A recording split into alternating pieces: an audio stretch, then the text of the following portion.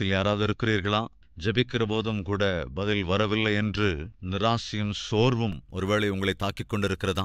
என்னவோ தெரியல, தேவன் எவ்வளவுதான் ஜெபித்தாலும் எவ்வளவுதான் கண்ணீர் சிந்தினாலும் ஏனோ பதில் தருவதே இல்லை என்கின்ற ஒரு நிராசையை சாத்தான் கொண்டு வந்து கொண்டே இருக்கின்றானா?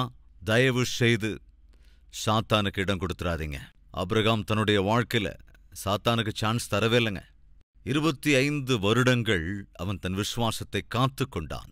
தேவன் மீது இருந்த தன்னுடைய நம்பிக்கையை காத்து கொண்டான். காரணம் என்னவென்றால் அவனுக்கு தெரியும், தேவன் எனக்காக உன்னதமான நோக்கங்களை வைத்திருக்கிறார். அவர் வாக்கு பண்ணினது ஏதோ என்னை மாத்திரம் ஆசீர்வதிப்பேன் என்று அல்ல, என்னை கொண்டு சகல ஜாதிகளையும் ஆசீர்வதிப்பேன் என்று தேவன் வாக்கு பண்ணியிருக்கிறார். இது மிகவும் மேன்மையான வாக்கு தத்தம். இந்த வாக்கு தத்தத்தை அவசர குடுக்கைத்தனத்தினாலே, இந்த வாக்கு தத்தத்தை என்னுடைய அசட்டையினாலே, இப்பேற்பட்ட வாக்கு தத்தத்தை என்னால் எப்படி இழந்து போக முடியும்? சகோதர சகோதரிகளே, தேவன் உனக்கு பண்ணியிருக்கிற வாக்கு தத்தத்தை அவசர குடுக்கத்தனத்தினால் இழந்து போயிடாத. பொறுமையை இழந்து அதை இழந்து விடாத. சாத்தான் உனக்குள் உண்டாக்குகிற சந்தேகங்களினாலே தேவனுடைய வாக்கு தத்தத்தை இழந்து விடாதே. 25 இயர்ஸ் கழித்து தேவன் தாம் குறித்த காலம் வந்தது. தேவன் தருவர் என்று வாக்கு பண்ணின அந்த வெகுமதியை அருளிச் செய்தார். ஈசாக்கு பிறந்து விட்டான். ஈசாக்கு பிறந்த பிறகு அவனுடைய 40வது வயதிலே அவனுக்கு திருமணமும் செய்து வைத்தான். ஆபிரகாம் தேவனுடைய சித்தப்படிதான் ஈசாக்குக்கு மனைவியை கொண்டு வந்தான். ஈசாக்கின் மனைவியான ரெபேக்காள். அவனிங்க தேவனுடைய சித்தத்தின்படி ஈசாக்கு ரெபேக்காளின் திருமணம் நடந்தது. சாதாரணமா தேவனுடைய சித்தத்தின்படி திருமணம் நடந்ததுன்னா அந்த குடும்பம் ரொம்ப அற்புதமா இருக்கும். அந்த குடும்பத்துல எந்த பிரச்சனையும் வராது. அந்த குடும்பத்துல கஷ்டங்கள் இருக்காது. அந்த குடும்பத்துல பாடுகள் இருக்காது. அந்த குடும்பத்துல கலகங்கள் இருக்காது அப்படின்னு நிறைய பேர் நினைச்சுக்கிட்டு இருக்காங்க. ஆனா தயவு செஞ்சு கவனிங்க, நீ தேவனுடைய சித்தத்தின்படி விவாகம் செய்து கொள்வதால் மாத்திரம் குடும்பத்துல பிரச்சனை இருக்காது, குடும்பத்துல தகராறுகள் இருக்காது என்று ஒருவேளை நீங்கள் நினைத்துக் கொண்டிருந்தா அது உண்மை அல்லவே அல்ல. தேவ சித்தத்தின்படி விவாகம் செய்து கொண்டிருந்த போதும் கூட உன்னுடைய குடும்பத்திலே கஷ்டங்கள் வரலாம், உன் குடும்பத்திலே பிரச்சனைகள் எழலாம், கணவன் மனைவிக்கிடையே மன வருத்தங்களும் வரலாம்.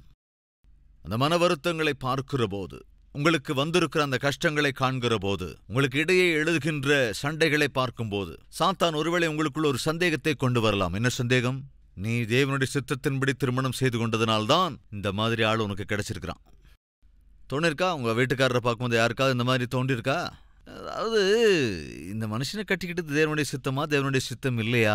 ஒருவேளை தேவனுடைய சித்தமா இருந்திருக்காதுன்னு நினைக்கிறேன். அதனாலதான் இப்படிப்பட்டவன் எனக்கும் வாச்சிருக்கிறான். அந்த மாதிரி தோணிருக்கா? அதே போல பிரதர்ஸ், இப்ப நம்ம விஷயம் எப்படி?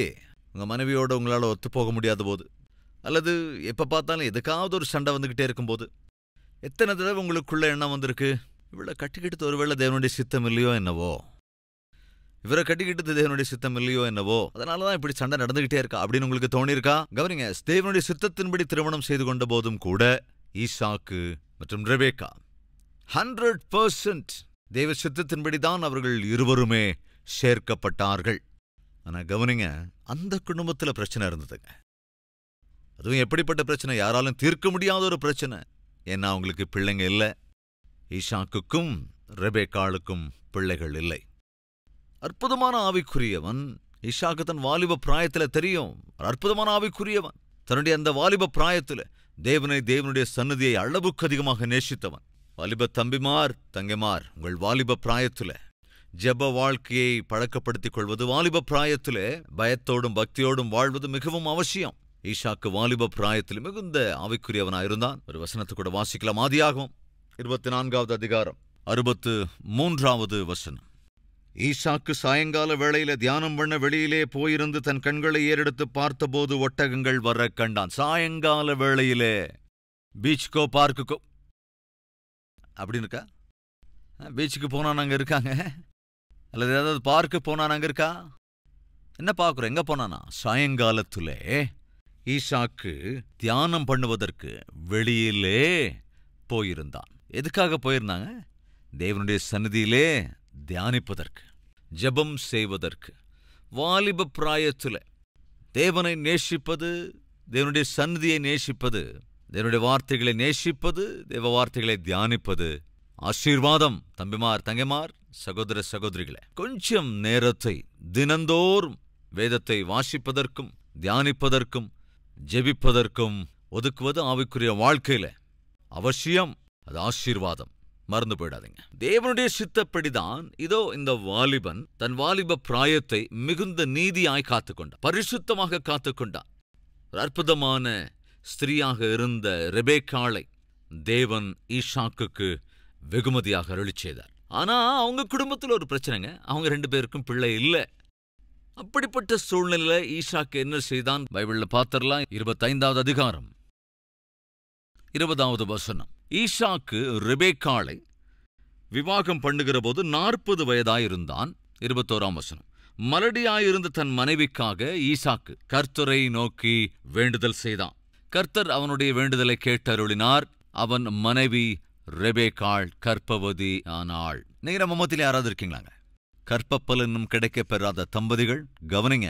ரசாத்தியமான பிரச்சனையை ஈசாக்கும் ரெபேக்காளும் எதிர்கொண்டார்கள். ஆனால் தேவன் ஈசாக்கினுடைய வேண்டுதலை அவர் கேட்டருளினார். சகோதரனை கவனிக்கிறியா? பிள்ளை இல்லையே என்று நீ வருத்தத்தோடு கூட இருக்கிறாயா? சகோதரியை கவனிக்கிறியா? பிள்ளை பிறக்கவில்லையே என்று நீ கலக்கத்தோடு இருக்கிறாயா? உன்னுடைய ஜெபம் என்னுடைய தேவனால் கேட்கப்பட போகிறது. ஒரு மேன்மையான பதிலை தேவன் உனக்கு அருளிச் செய்ய போகிறார். எனவே தைரியத்தோடு இரு, விசுவாசத்தோடும் இரு. நாளிலே ஆபிரகாம் சாராள் வாழ்க்கையிலும் இதே பிரச்சனை தான். அந்த குடும்பமும் பிள்ளை இல்லாத குடும்பம்தான். ஆனாலும் தேவன் அருளினார். இப்போ இங்கே ஈசாக்கும் ரெபேக்காளும் இவர்களுக்கும் கூட தங்கள் வாழ்க்கையில் பிள்ளைகள் இல்லை. ஆனாலும் அவர்கள் தேவனை விசுவாசித்தார்கள், ஜெபித்தார்கள். அதன் பலனாக என்ன நடந்தது? இரட்டை பிள்ளைகளை தேவன் அருளினார். ஏசா, யாக்கோபு. யாக்கோபை தேவன் தெரிந்து கொண்டார். அதைத் தொடர்ந்து யாக்கோபு, ராகேல். யாக்கோபுக்கு ராகேல் என்றால் ரொம்ப விருப்பம். அவர்கள் இருவருமே ஒருவரை ஒருவர் நேசித்தார்கள். தயவு செஞ்சு கவனிக்கணும், ஒருவரை ஒருவர் நேசித்தார்கள். யாக்கோபு தன் மாமாவான லாபானுடைய வீட்டிலே தான் இருந்தான். அப்படி அதே வீட்டில் தங்கியிருந்த போது அதே வீட்டில் லேயாள், அதே வீட்டில் ராகேல் என்ற வாலிப பிள்ளைகளும் அந்த வீட்டில் இருந்தார்கள். அதே வீட்டில்தான் யாக்கோபும் தங்கியிருந்தான். அவன் ராகேலை பார்த்து மிகவும் நேசித்தான். காரணம் என்ன? அவள் மிகவும் அழகானவள். அழகானவளான ராகேலை பார்த்தான், நேசித்தான். ஒரே வீட்டில் இந்த வாலிப பிள்ளைகள் இருக்கிறார்கள். அவன் நேசிக்கிற பெண்ணும் அதே வீட்டில்தான் இருக்கிறாள். அல்லது தான் நேசிக்கிற பெண்ணுடைய வீட்டில்தான் யாக்கோபும் தங்கியிருக்கிறான்.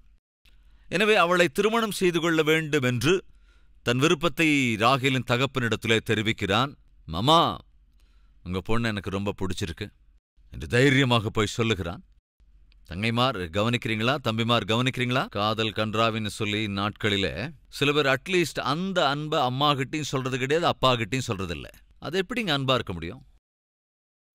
நீ அன்பு கூறுவதே அட்லீஸ்ட் அப்பா கிட்டேயோ அல்லது அம்மா கிட்டேயோ உன்னால சொல்ல முடியலன்னா அந்த அன்புல ஏதோ பிரச்சனை இருக்கு. அந்த காதல் ஒருவேளை சரியா இல்லாததா இருக்கலாம், அல்லது நீ காதலிக்கிற நபர் உருப்படாத, ஒண்ணுக்கு உதவாத நபரா இருக்கலாம்.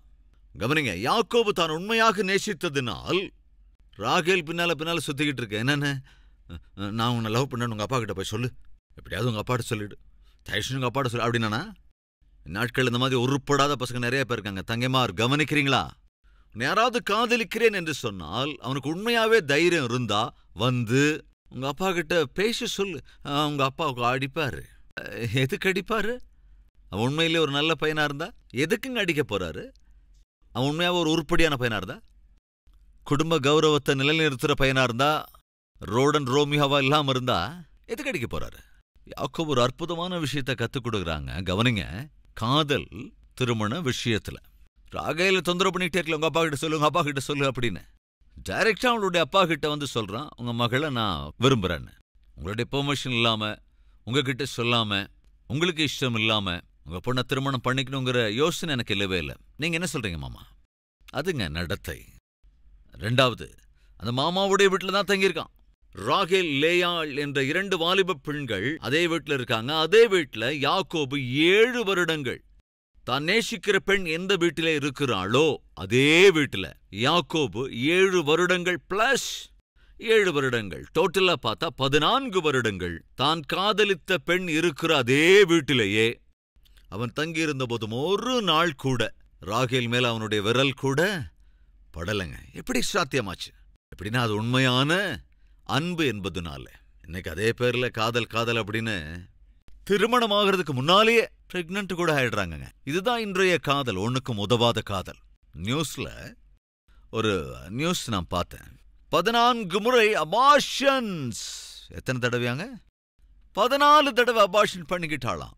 தன்னை காதலித்தவன் கல்யாணம் பண்ணிக் கொள்வான் என்று காதலித்தானாம், கல்யாணம் செய்து கொள்ளுவேன் என்றானாம். அதை உண்மை என்று இவள் நம்பிவிட்டாளாம். அதனால் 14 முறை அவள் தன்னுடைய வாழ்க்கையில் அபார்ஷன் பண்ண வேண்டி இருந்துதாம். புரிந்துவிட்டது, இவன் என்னை பயன்படுத்திக் கொள்கிறானே தவிர உண்மையாய் நேசித்ததில்லை. உடனே தற்கொலை செய்து கொண்டு செத்து போனாள். இது இன்றைய நாட்களின் காதல். இந்த செய்தியை கேட்கிறவர்கள் அபார்ஷன் பண்ணியிருக்கிற பெண்கள் இருக்காங்களா இல்லையா? கட்டாயம் ஒருவேளை இருப்பாங்க. பெத்த அம்மாவுக்கு தெரியாது, சொந்த அப்பாவுக்கு தெரியாது, வேற யாருக்கும் தெரியாது நீ அபார்ஷன் பண்ணிக்கிட்ட விஷயம். ஆனால் தேவனுக்கு தெரியும், உனக்கும் தெரியும். எதற்காக அப்படி செய்தாய்? காதல் அப்படிங்கிற நான் நம்பிட்டேன்னா தயவு கவனி. யாக்கோபும் காதலித்தான். 7 வருடங்கள் பிளஸ் இன்னும் 7 வருடங்கள், 14 வருடங்கள் தான் காதலித்த பெண்ணுடைய வீட்டிலே இருந்தானே தவிர அவளிடம் தவறாக ஒருபோதும் நடக்கவில்லை. அதுதான் உண்மையான காதல். உண்மையான காதல் அப்படிங்கிறது என்ன? உன்னுடைய சரீரத்தை கெடுத்துக் கொள்ளாததுதான். மாறாக உண்மையான காதல் என்பது சரீரத்தை பரிசுத்தமாய் தூய்மையாய் காத்துக்கொள்வதுதான். அப்படி காப்பது உன்னுடைய காதலுக்கு கையாலாகவில்லை என்றால் அது காதல் அல்ல, அது லவ் அல்ல, இட்ஸ் லஸ்ட். காதல் என்கிற கொடையின் கீழே அருவருப்பான பாவத்தை செய்வதற்கு நீ ஏற்படுத்திக் கொண்டிருக்கிற அருவருப்பான ஒரு பந்தம் காதல். அன்று யாக்கோபை தேவன் பார்த்தார். ராகேலும் யாக்கோபும் திருமணம் செய்து கொண்டார்கள். ஆனாலும் ஏனோ அவங்க 2 பேருக்கும் பிள்ளைங்க பிறக்கலைங்க. ஆனாலும் ஏனோ அவங்களுக்கு உடனே பிள்ளைகள் பிறக்கவில்லை. யாக்கோபும் ராகேலும் தேவனிடம் மன்றாடினார்கள், விண்ணப்பம் பண்ணினார்கள். என்ன நடந்தது? தாமதமாகத்தான் ராகேல் கர்ப்பம் தரித்தாள். ஆனால் யாரை பெற்றாள் தெரியுமா? யோசிச்சு பாருங்க. அற்புதமானவனான யோசேப்பை பெற்றெடுத்தாள். மறுபடியும் சொல்றேன், தேவன் உன் வாழ்க்கையிலே உன்னுடைய ஜெபத்திற்கு உடனே பதில் தரவில்லை என்று தயவு செய்து சோர்ந்து போகாதே. மேன்மையான ஒன்றை தேவன் உனக்கு அருளுவதற்குத்தான் தாமதித்துக் கொண்டிருக்கிறார் என்ற இந்த விஷயத்தை மறுபடியும் நாம் பார்க்கிறோம். ஆபிரகாமுக்கு தேவன் தாமதம் பண்ணினார், ஈசாக்கை அருளினார். ஈசாக்கு ரெபேக்காளுக்கு தாமதமாக்கினார், யாக்கோபை அருளினார். யாக்கோபுக்கும் ராகேலுக்கும் கூட தாமதமாக்கினார், யோசேப்பை அருளினார். அந்த யோசேப்பு தன் சகோதரராலே விற்று போடப்பட்டான். அப்படி விற்று போடப்பட்டவனான யோசேப்பு எகிப்து தேசத்திலே போத்திஃபர் என்கின்ற ஒரு சேனாதிபதி, ஒரு நூற்றுக்கதிபதியின் வீட்டிலே வேலைக்காரனாக அடிமையாக போய் சேருகிறான். அங்கே தனக்கு கொடுக்கப்பட்ட வேலைகளை ஒழுங்காய் நீட்டா செஞ்சதுனால அந்த வீட்டின் மேல் விசாரணைக்காரனாக அவன் ப்ரமோஷனை பெற்றுக்கொண்டான். மிகவும் அழகானவன், ஆனாலும் ஆவிக்குரியவனாக இருந்தவன். வேலைக்காரன், ஆனாலும் கூட பரிசுத்தமாக வாழ வேண்டும் என்ற நோக்கத்தோடு இருந்தவன். அவனுடைய அழகைக் கண்டு, ஆவிக்குரியவைகளைக் கண்டு, அவனுடைய பணிவைக் கண்டு அந்த வீட்டிலே இருந்த அந்த வீட்டுடைய எஜமானன் மனைவி அவன் மீது கண் போட்டு தன்னோடு பாவம் செய் என்று வற்புறுத்தின போது இந்த பணிவிடை செய்தவன் பரிசுத்தவான். பாவம் செய்வதற்கு கொஞ்சம் கூட இடம் கொடாமல் அந்த இடத்தை விட்டே ஓடிப்போனான். அதன் பலனாக கவனிங்க, பரிசுத்தமாக வாழ்ந்ததற்காக, தேவனுடைய சித்தத்திற்கு கீழ்ப்படிந்ததற்காக அவனுக்கு ஒரு கஷ்டம் வந்ததுங்க. மறுபடியும் நினைவுபடுத்தின சகோதர சகோதரிகளே, நம்முடைய வாழ்க்கையிலே தேவனுடைய சித்தத்தை செய்கின்ற போது, தேவனுடைய சித்தத்தையே செய்ய வேண்டும் என்று நிர்ணயம் எடுத்துக்கொள்ளும் போது கஷ்டங்கள் வரும், தடைகள் கட்டாயம் வரும், இடையூறுகளும் வரும். அது உத்தியோக விஷயமாக இருக்கலாம், விவாக விஷயமாக இருக்கலாம், வீட்டு விஷயமாக இருக்கலாம், விவசாய விஷயமாக இருக்கலாம், வியாபார விஷயமாக இருக்கலாம், படிப்பின் காரியங்களா இருக்கலாம், அல்லது வைத்தியத்தின் விஷயங்களாக இருக்கலாம். இப்படி வெவ்வேறு வழிகளிலே தேவனுக்கு நீ கீழ்ப்படிந்திருந்தாலும் பிரச்சனைகள் வரும், தடைகள் இடையூறுகள் வரும், நிந்தைகள் வரும், விமர்சனங்கள் எழும். இவை எல்லாமே கூட அன்று திடீரென்று யோசேப்பினுடைய வாழ்க்கையிலே ஆட்கொண்டது. ஆனால் இவைகள் எதுவுமே அந்த பரிசுத்தனை அசைக்க முடியாமல் போயிற்று. காரணம் என்னவென்றால் யோசேப்பு பரிசுத்தமாக வாழ்ந்தான். பைபிள் தெளிவாக சொல்லுகிறது, நீதிமான் சிங்கத்தைப் போல தைரியமாய் இருப்பான் என்று.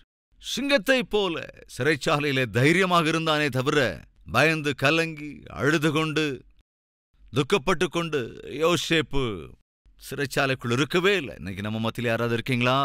நான் நீதியாய் வாழ்ந்ததுனால்தான் இன்னைக்கு என்னுடைய வேலையை போயிடுச்சு, நான் உத்தமமா வாழ்ந்ததுனால தானே என் வியாபாரத்தில் நஷ்டம் வந்துருச்சு, அநீதிக்கு இடம் கொடாததால்தான் பொருளாதார ரீதியா இன்னைக்கு ரொம்ப கஷ்டப்பட்டுக்கிட்டு இருக்கிறேன். லஞ்சம் வாங்கி பயங்கரமா சம்பாதிக்கிறவங்க எல்லாம், என் கூட வேலை செய்யறவங்க எல்லாம் பெரிய பெரிய வீடு கட்டி பெரிய பெரிய வசதியோட காரெல்லாம் வாங்கி அவங்களுடைய பிள்ளைகளையும் எல்லாம் அமெரிக்க தேசத்துல படிக்க வைக்கிறாங்க, ஆஸ்திரேலியாவில் படிக்க வைக்கிறாங்க. ஆனா நான் தான் நீதி நீதி நீதி அப்படின்னுகிட்டு வர்ற சம்பாத்தியத்திலே சரி பண்ணிக்கலாம்னு சொல்லி இன்னைக்கு என்னுடைய குடும்பத்தையே போஷிக்க முடியாம இருக்கிறேன். பிள்ளைகளுக்கு ஒரு நல்ல படிப்பு கூட கொடுக்க முடியாத நிலைமையில இருக்கிறேன். என்று ஒருவேளை நீ நீதியாக வாழ்ந்ததினாலே இன்று உன் வாழ்க்கையிலே நீ அனுபவிக்கிற கஷ்டங்களினால் தயவுசெய்து சோர்ந்து விடாதே. உன்னுடைய நீதிக்காக தேவன் உன்னுடைய பிள்ளைகளை ஆசீர்வதிப்பார், உயர்த்துவார். இந்த விஷயத்தை தயவு செஞ்சு மறந்துடாதீங்க. சிறைச்சாலையில் அடைக்கப்பட்டிருந்த யோசேப்பினிடத்திற்கு கூட 2 கைதிகளும் வந்து சேர்றாங்க. அந்த 2 கைதிகளுக்குமே சில கனவு வந்தது. அந்த கனவின் அடிப்படையில் அவங்க 2 பேரும் கவலைப்பட்டுக்கிட்டு வருத்தப்பட்டுக்கிட்டு இருந்த போது யோசேப்பு அவர்களை பார்த்து, ஏன் இப்படி நீங்க டல்லா இருக்கீங்க, கவலையோடு இருக்கீங்க, காரணம் என்ன என்று கேட்டபோது அவங்க சொன்னாங்க, கனவு கண்டோம், அந்த கனவோட அர்த்தம் எங்களுக்கு புரியவே இல்லை. அப்போ ஒருவனுடைய கனவை குறித்து கேட்ட பிறகு, நீ ராஜாவின் இடத்துல பானபாத்திரக்காரனாக நீ இருந்தாயல்லவா, இன்னும் 3 நாட்களில அந்த வேலை திரும்ப உனக்கு கிடைத்து விடும் என்று சொன்னான். அவன் சொன்னபடியே 3ஆம் நாளிலே ராஜாவினிடத்துல பானபத்திரக்காரனாக அவனுக்கு வேலை திரும்ப கிடைத்து விட்டது. இன்னொரு கைதி தன்னுடைய கனவை விவரித்த போது, யோசேப்பு, நீ செய்த தப்புக்காக உனக்கு சிக்ஷை வரப்போகிறது என்றான், உனக்கு மரண தண்டனை வரும் என்று சொன்னான். அவன் சொன்னபடியே அவனுக்கு மரண தண்டனை வந்தது. மரண தண்டனைக்கு அவன் உட்படுத்தப்பட்டான். அதன் பிறகு 2 ஆண்டுகள் கழித்து பார்வோனுக்கு கனவு வந்தது. அந்த கனவின் அர்த்தத்தை ஒருவராலும் சொல்ல முடியவில்லை. அப்பொழுது அந்த பானபாத்திரக்காரன் நினைவு கூர்ந்தான். உடனே பார்வோனிடத்துல சொன்னார், ராஜா, உங்க கனவை ஒருவராலும் நம்ம தேசத்துல விளக்க முடியல. ஆனா சிறைச்சாலையில ஒரு பையன் இருக்கான், தேவ தூதர்களின் ஆவியை கொண்ட பையன். அவன் கட்டாயமா உங்களுடைய கனவுக்கான அர்த்தத்தை சொல்லிடுவான். உனக்கு எப்படி தெரியும்? எப்படி தெரியும்னா, நான் அநியாயமா சிறைச்சாலையில் அடைக்கப்பட்டிருக்கிற நேரத்தில் எனக்கு ஒரு கனவு வந்தது, அதான் அவன்கிட்ட நான் சொன்னேன். உடனே அவன் அந்த அர்த்தத்தை சொல்லி 3 நாள்ல உனக்கு வேலை திரும்ப கிடைக்கும், நீங்க என்னை வேலை கழிச்சுக்குவீங்கன்னு சொல்லி அன்னைக்கு அவ்வளவு கரெக்டா சொன்னாயா. தேவனுடைய ஆவியை கொண்ட பையன்யா. அப்படியா? அவன் பேர் என்ன? யோசேப்புங்க. திடீரென்று சிறைச்சாலைக்கு ஒருவர் வந்தார். யோசேப்புங்கிறது இங்க யாரு? யோசேப்பு பார்த்தான். வா வெளியே. என்ன விஷயம்? பார்வோன் கூட்டிட்டு வர சொன்னார். யோசேப்பை பார்வோன் இடத்திற்கு அழைத்துக் கொண்டு வந்தார்கள். பார்வோனும் தன் கனவை சொன்னான். யோசேப்பு அந்த கனவின் அர்த்தத்தை சொல்லிவிட்டான். ராஜா, வரும் 7 வருடங்கள் பயிர்கள் மிக செழிப்பாய் வளரப்போகிறது. அதற்கு பின்னான 7 வருடங்கள் பயங்கரமான பஞ்சம் வரப்போகிறது. இந்த முதல் 7 வருடங்கள் பயிர்களெல்லாம் நன்றாக விளைகிற போது எந்த அளவுக்கு இந்த பயிர்களை நீங்கள் களஞ்சியத்தில் சேர்த்து வைக்க முடியுமோ அந்த அளவுக்கு சேர்த்து வைத்து விடுங்கள். அதற்கடுத்து 7 வருடங்கள் பெரிய பஞ்சம் வரப்போகிறது. அப்படி வந்தால் தேசத்திலே சாப்பிடுவதற்கு எதுவுமே இருக்காது. மிக கொடூரமான பஞ்சம் அது. எனவே முதலிலேயே ஆகாரத்தை நீங்கள் சேர்த்து வைத்துக் கொண்டால் நாளைக்கு பஞ்சம் உங்கள் தேசத்தை தாக்குற போதும் கூட ஆகாரத்திற்கு எந்த குறைவும் இல்லாமல் இருக்கும். அற்புதமாக அந்த கனவின் அர்த்தத்தை சொன்னபோது பார்வோன் ஆச்சரியப்பட்டான். அங்கே தனக்கு சுற்றிலும் இருந்த அந்த மகா ஞானிகளை அவன் பார்த்து, நம்முடைய தேசத்திலே இவனைப் போன்ற தேவனுடைய ஆவியுள்ள ஒருவனை நம்மால் எங்கும் பார்க்க முடியுமா என்று கேட்டபோது அந்த கேள்விக்கு ஒருவராலும் பதில் சொல்ல முடியவில்லை. எனவே இந்த தேசத்தை ஆளுகை செய்வதற்கு எனக்கு அடுத்தபடியாக பிரதான மந்திரியாக இந்த யோசேப்பை நான் நியமிக்கிறேன் என்று சொல்லி பார்வோன் யோசேப்பை பிரதான மந்திரியாக நியமித்தான். யோசேப்பு பிரதான அதிபதியாக தன்னுடைய 30வது வயதிலே தன் ஆளுகையை அங்கே ஆரம்பித்தான். அதைத் தொடர்ந்து சொன்னபடி பஞ்சம் வந்தது. பஞ்சம் வந்தபோது யோசேப்பினிடத்திலே யோசேப்பினுடைய அண்ணன் எல்லாரும் வந்தார்கள் தானியத்திற்காக, ஆகாரத்துக்காக. அந்த அண்ணன்மாரால் யோசேப்பை அடையாளம் காண முடியவில்லை. ஆனால் யோசேப்பு அவர்களை அடையாளம் கண்டுகொண்டான். அதன் பிறகு யோசேப்பு தன்னுடைய ஐடென்டிட்டியை சகோதரர்களுக்கு வெளிப்படுத்தினான். அவர்களோடு கூட பேசினான். நான் யாருன்னு உங்களுக்கு தெரியுமா? தெரியாதுங்க. நீங்க விற்று போட்டீங்களே, அப்படி உங்களால் அன்று விற்று போடப்பட்ட உங்கள் சகோதரனாகிய யோசேப்பு நான் தான் என்று சொன்னபோது அவர்கள் எல்லோரும் பயந்தார்கள். ஐயோ, நாம் அநியாயமா யோசேப்பு அன்னைக்கு வித்துட்டதுனால, இப்போ இன்னைக்கு இந்த தேசத்தை ஆளுகிற ஒரு ஸ்தானத்தில் இருப்பதுனால யோசேப்பு நம்ம எல்லோரையும் சிக்ஷித்து விடுவான், நம்ம எல்லோரையுமே கூட சிறைச்சாலையில் கட்டாயம் அடைப்பான் என்று அவர்கள் பயந்தார்கள், பயந்து நடுங்கினார்கள். அப்பொழுது யோசேப்போ அவர்கள் எல்லோரையும் தயவாய் மன்னித்து, நீங்கள் எனக்கு தீங்கு செய்ய நினைத்தீர்கள், ஆனால் என் தேவன் எல்லா தீங்கையும் எனக்கு நன்மையாக மாற்றிவிட்டார். அதனால நீங்க எதுக்கும் பயப்பட வேண்டிய அவசியம் இல்லை. நீங்க எங்கிருந்து திரும்பி போங்க, அப்பா கிட்ட சொல்லுங்க, அப்பா, செத்து போனான் என்று நான் நினைத்துக் கொண்டிருக்கிற யோசேப்பு சாகவில்லை. எகிப்து தேசத்தை அரசாட்சி செய்கிற ஸ்தானத்துக்கு தேவன் உமது குமாரனாகிய யோசேப்பை உயர்த்தியிருக்கிறார் என்று போய் சொல்லுங்கள். அது மாத்திரமல்ல, யாக்கோபை என்னிடத்திற்கு அழைத்து வாருங்கள், நம் அப்பாவை என்னிடத்திற்கு அழைத்து வர வேண்டும் என்று யோசேப்பு அன்று யாக்கோபை தன்னோடு வைத்துக் கொள்வதற்கு, தானே போஷிப்பதற்காக தன்னோடு கூட இருந்து தான் தகப்பனுக்கு செய்ய வேண்டிய பணிவிடைகளை செய்வதற்கு அவனுடைய வயதான காலத்தில் தன் தந்தைக்கு எந்த குறையும் இல்லாதபடி பார்த்துக் கொள்வதற்காக தன் தகப்பனை யோசேப்பு தன்னிடத்திலேயே வருவித்துக் கொண்டான். அப்படி யாக்கோபு எகிப்து தேசத்திற்கு அழைத்து வரப்பட்டான். அப்படி அழைத்து கொண்டு வரப்பட்ட போது 70 பேர் வந்தாங்களாங்க. எத்தனை பேருங்க? 70 பேர் வந்தார்கள். அப்படி அவர்கள் அங்கு வந்தபோது யோசேப்புக்கு இருந்த அந்த நல்ல பெயரின் அடிப்படையில் பார்வோன் என்ன சொன்னான் என்றால், யோசேப்பிடத்துல, உன் வீட்டாரெல்லாம் வந்துட்டாங்களாமே? ஆமாங்க, எங்க வீட்டார் எல்லாரும் வந்துட்டாங்க.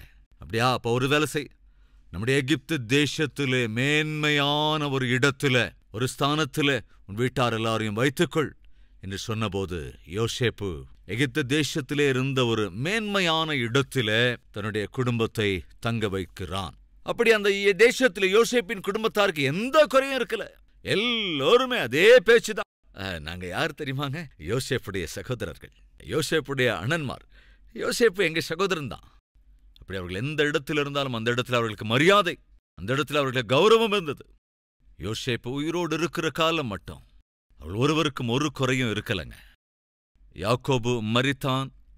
யாக்கோபை தொடர்ந்து அவனுடைய குமாரர்கள் ஒருவர் பின் ஒருவராக மரித்தார்கள். அவர்களையும் தொடர்ந்து யோசேப்பும் மரித்து போனான். ஜாக்கிரதையா கவனிக்கணும். அப்படி யோசேப்பு அங்கே மரித்ததற்கு பிறகு என்ன நடந்தது? யாத்திராகமம். இப்ப அங்க போலாம் வாங்க. யாத்திராகமம் 1வது அதிகாரம் வாசிக்கிறேன். 1வது வசனம் கவனிங்க. எகிப்துக்கு போன இஸ்ரவேலுடைய குமாரரின் நாமங்களாவன: ரூபன், சிமியோன், லேவி, யூதா, இசக்கார், செபுலோன், பென்யமீன், தான், நப்தலி, காத், ஆசேர். இவர்கள் யாக்கோபுடனே தங்கள் குடும்பத்தோடும் கூட போனார்கள். யோசேப்போ அதற்கு முன்னமே எகிப்தில் போயிருந்தான். யாக்கோபின் கற்ப பிறப்பாகிய யாவரும் 70 பேர். யோசேப்பும் அவனுடைய சகோதரர் யாவரும் அந்த தலைமுறையார் எல்லாரும் மரணமடைந்தார்கள். இஸ்ரவேல் புத்திரர் மிகுதியும் பலுகி ஏராளமாய் பெருகி பலத்திருந்தார்கள். தேசம் அவர்களால் நிறைந்தது. கவனிங்க, தேசம் அவர்களால் நிறைந்தது. ஆபிரகாமினிடத்திலே ஒரு நாள் பேசும்போது, அப்ராம் அப்ராம் என்று தேவன் அழைக்கிறார். என்ன ஆண்டவரே?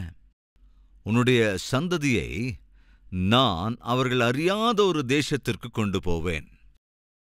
அந்த இடத்திலே அவர்கள் 400 வருடங்கள் அங்கே வாழப்போகிறார்கள்.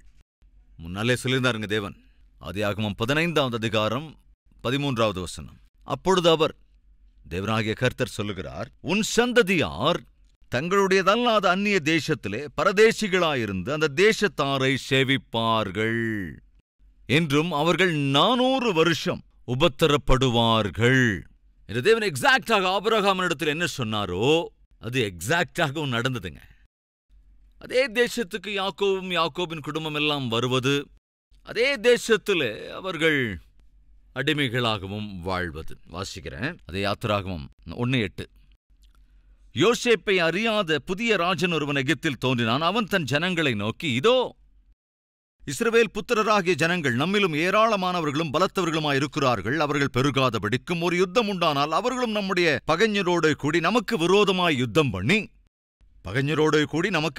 யுத்தம் பண்ணி தேசத்தை விட்டு புறப்பட்டு போகாதபடிக்கும் நாம் அவர்களை குறித்து ஒரு உபாயம் பண்ண வேண்டும் என்றான். அப்படியே அவர்களை சுமை சுமக்கிற வேலையினால் ஒடுக்கும்படிக்கு அவர்கள் மேல் விசாரணைக்காரரை வைத்தார்கள். அப்பொழுது அவர்கள் பார்வோனுக்காக பித்தோம், ராமசேஸ் என்னும் பட்டணங்களை கட்டினார்கள்.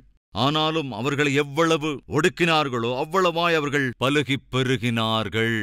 ஆகையால் அவர்கள் இஸ்ரவேல் புத்திரரை குறித்து எரிச்சல் அடைந்தார்கள். என்ன நடந்தது?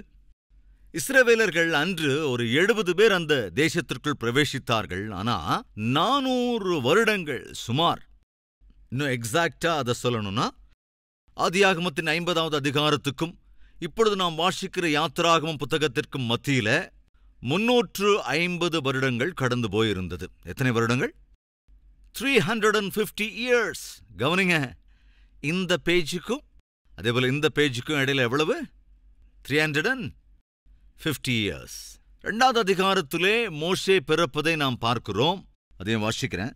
லேவியின் குடும்பத்தாரில் ஒருவன் லேவியின் குமாரத்திகளில் ஒருத்தியை விவாகம் பண்ணினான். அந்த ஸ்திரீ கர்ப்பவதியாகி ஒரு ஆண் பிள்ளையை பெற்று அவன் அழகுள்ளவன் என்று கண்டு அதை 3 மாதம் ஒளித்து வைத்தாள். சோ இந்த 2வது அதிகாரத்தில் நாம் என்ன பார்க்கிறோம்? மோசேயின் பிறப்பை நாம் பார்க்கிறோம். அப்பவே 350 ஆண்டுகள் பிளஸ்,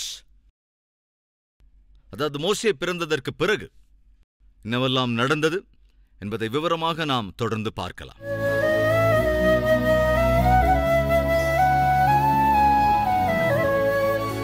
மகா பரிசுத்தமும் அன்பும் நிறைந்த பிதாவே, அநேக விலையேற பெற்ற பாடங்களை எங்களுக்கு கற்றுக் கொடுத்திருக்கிறீர். ஆண்டவரே, கேட்ட வார்த்தைகளை, விதைக்கப்பட்டிருக்கிற உம்முடைய இந்த செய்தியை ஆண்டவரே நீர் கனி கொடுக்கும்படி செய்யுங்க. அற்புதமாக அப்பா, சாந்தி, சமாதானம், சந்தோஷத்தோடு ஆவி, ஆத்மா, சரீரங்களில் இருக்கிற எல்லா குறைவைகளையும் நிறைவாக்கி தேவரீர் கிருபை அருள வேண்டும் என்று இயேசு கிறிஸ்துவின் நாமத்தில் வேண்டிக் கொள்கிறோம் பிதாவே. ஆமென்.